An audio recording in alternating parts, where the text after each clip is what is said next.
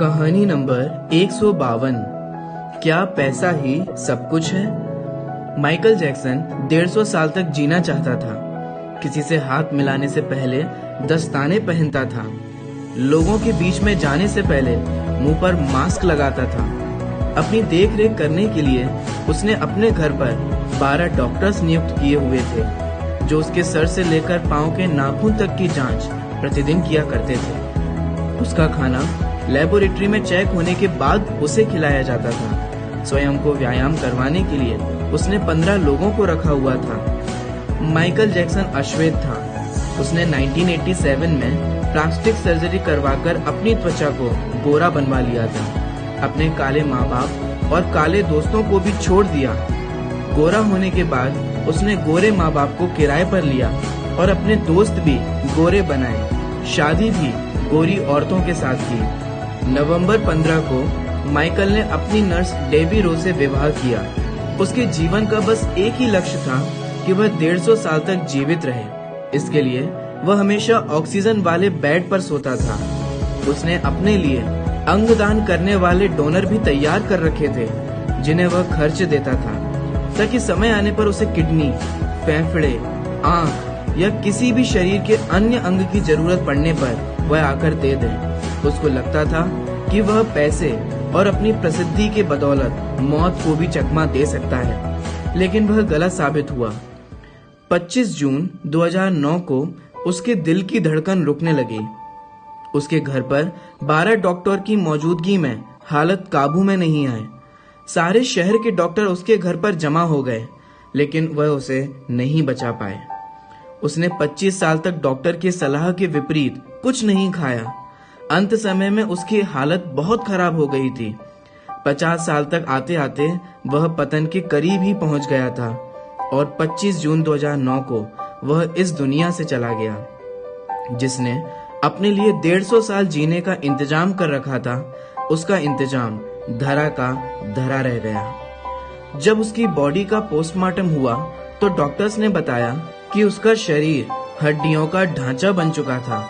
उसका सिर गंजा था। उसकी पसलियां, कंधे, हड्डियां टूट चुके थे। उसके शरीर पर अनगिनत सुई के निशान थे।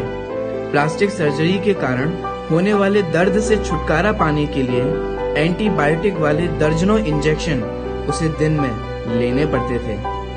क्या आपको पता है, माइकल जैक्सन की अंतिम यात्रा को 2.5 अरब लोगों ने लाइव देखा था।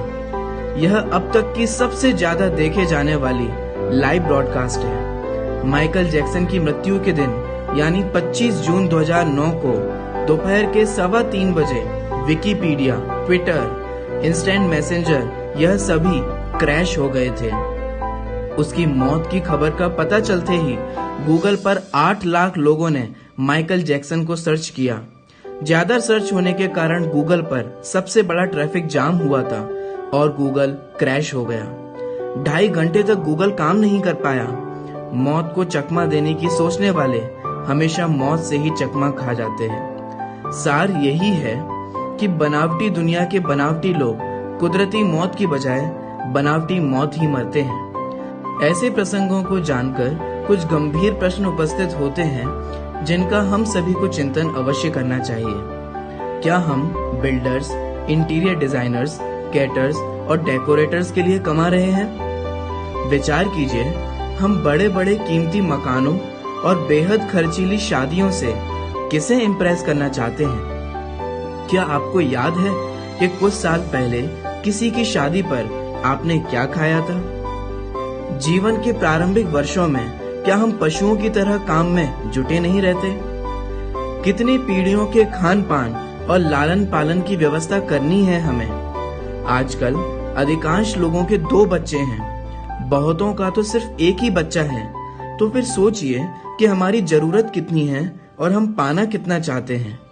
क्या हमारी अगली पीढ़ी कमाने में सक्षम नहीं है, जो हम उनके लिए ज्यादा से ज्यादा सेविंग कर देना चाहते हैं? क्या हम रोज अपने जीवन से कुछ समय निकालकर अपनी शांति के लिए, स्वयं के स्वाध्याय के लिए समय नहीं निकाल सकते? हम कमाने के साथ आनंद भी क्यों नहीं प्राप्त कर सकते? इससे पहले कि आप स्लिप डिस्क के शिकार हो जाएं, इससे पहले कि कोलेस्ट्रॉल आपके हार्ट को ब्लॉक कर दे, ज्ञान और आनंद प्राप्ति के लिए समय निकालिए। वास्तव में विचार करें तो हम किसी प्रॉपर्टी के मालिक नहीं होते।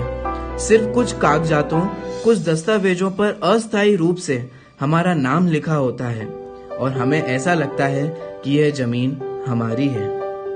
किसी के भी बारे में उसके शानदार कपड़े और बढ़िया कार देखकर ही राय मत बनाइए। इस कहानी का सार यही है कि धनवान होना गलत नहीं है, लेकिन सिर्फ धन संबंधी ही विकल्प करना, सिर्फ धनवान होना गलत है। आइए हम और आप जिंदगी को पकड़ें इससे पहले कि जिंदगी हमें पकड़ ले। आपको ये कहानी कैसी लगी यह हमें कमेंट कर अवश्य बताएं। हमने बहुत मेहनत से और बहुत समय निकाल करके इस कहानी को बनाया।